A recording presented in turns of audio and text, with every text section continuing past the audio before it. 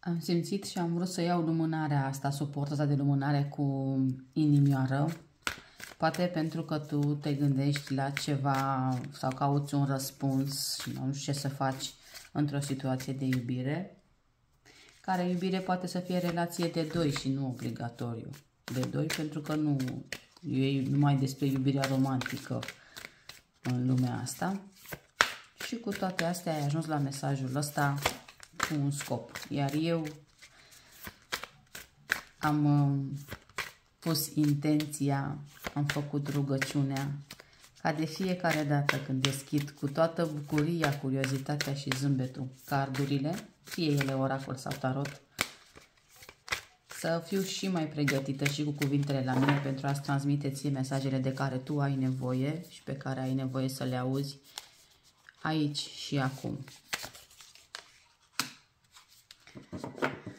Sădirea luminii, clădirea fundațiilor, plan divin. În iubire și nu numai în iubire, dar dacă la iubire te gândești, acolo să asociezi mesajul unde ți se potrivește ție.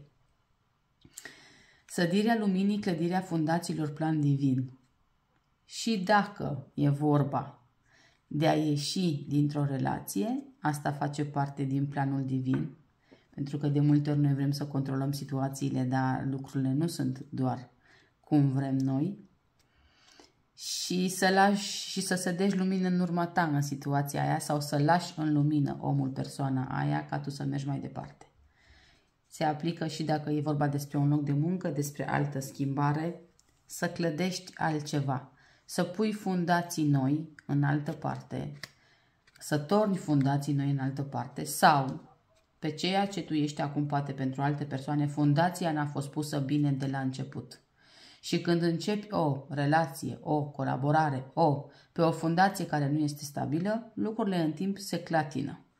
Și acum ești îndemnată să faci pasul către ce vrei tu, să ai încredere în planul divin și lumina pe care tu o ai în tine să o sădești în altă parte, poate. Dacă acolo unde te afli poți să mai faci ceva, deși în momentul în care tu simți că nu-ți mai e bine și nu te mai regăsești, nu te mai regăsești și pace. Poate să vină orice, oricând, oricum, tu deja știi. Tu deja știi. Ai încredere în presentimente. Ce încearcă să-ți transmită această stare de neliniște?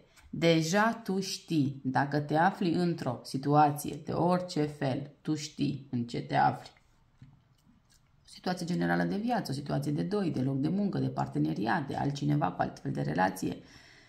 Și fundațiile n-au fost puse de la început, tu știi deja și simți asta. Și atunci trebuie doar să te asculți. Lumina ta interioară te ghidează. Doar că vine mintea, care vine cu fricile ei, cu temerile ei, cu barierele ei. Oi, de aici ce-o fi dacă nu mă descurc, dacă nu mi-o fi bine, dacă mi-o fi greu, dacă mă duc încotro, dacă ce se întâmplă. Dar noi întotdeauna avem răspunsul. Și intuiția noastră ne spune, sufletul nostru ne spune, doar că noi spunem de multe ori că nu avem intuiție, poate, sau că nu știm, sau de fapt noi am simțit că ceva n-a fost bine, n-a fost în regulă, nu mai trebuie să. Dar pentru că ne este teamă în multe situații, că nu ne descurcăm, că e greu de la început, că e greu să o iei de la capăt, că lasă că se schimbă, că lasă că poate ceva se îmbunătățește, că poate că rămânem în situația aia timp îndelungat. Și după aia ajungem tot în punctul în care ceea ce simțim noi trebuia să facem de la început. Ai încredere, sădește și fă lucrurile așa cum simți tu, pentru că ele trebuie să înflorească, să se schimbe în altă parte. Sau dacă ești în situația în care ești și vrei acolo să depui efort, depune efort mai mult acolo. Și dacă e nevoie, comunică cu celălalt, spune ce simți și dacă simți și dacă crezi că este loc de îmbunătățire. Hai să vedem și arhanghelii ce ne transmit și ce ne spun și ce mesaj ne vine. Renunță la griji. Dacă te îngrijorează o situație în care ești, renunță la ele. poate să se lege de aceea situație dacă te gândești la relația de doi sau relația cu cineva apropiat ție, să nu-ți faci griji în ceea ce privește decizia pe care tu trebuie să o iei, pentru că fac toate parte din planul divin și să ai încredere în ceea ce simți. Deciziile nu sunt ușor de luat, schimbările nu sunt ușor de făcut, lucrurile nu se întâmplă extrem de repede, extrem de ușor sau poate cum am vrea noi, doar că de multe ori ne facem griji pentru ceea ce nici măcar nu se va întâmpla în cea mai mare parte și ne stresăm și ne supărăm din alte situații.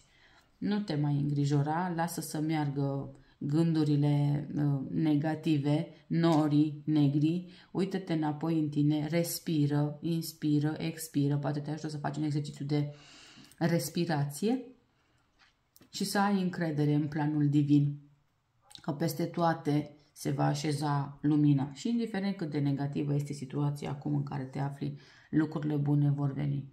E nevoie între timp să ne vindecăm, e nevoie între timp să avem încredere în noi, în puterea noastră și să scoatem la lumină ceea ce avem bun din noi, sub toate rănile, sub toate fricile, sub toate ce le-am experimentat până acum. Și să începi să lucrezi cu tine, să lucrezi cu tine să te îmbunătățești. Din ce punct de vedere vrei tu? La fricile tale, la temerile tale, la fizicul tău, la sănătatea ta, silueta ta, mintea ta, mentalitatea ta, începe să lucrezi cu tine. Și tu când vei lucra cu tine și vei vedea ce lumină și putere ai, vei avea curaj să-ți asculți sentimentele și să renunți la griji în ceea ce privește poate alegerile pe care trebuie să o faci. Și în fiecare zi, chiar dacă nu alegem conștient, noi tot alegem, tot alegem. Dacă aleg să nu beau apă, aleg deshidratarea. Dacă nu fac mișcare, aleg una. Adică conștient sau inconștient faci alegeri la fiecare pas. Orice ai decide și orice ai face și dacă într-adevăr decizi să nu mai stai în situația în care nu ești bine, ai încredere că este plan divin, ai încredere în ceea ce tu simți și renunță la grijile care te preocupă, că lucrurile vor fi mai bine și peste așteptările pe care tu s-ar putea să le ai.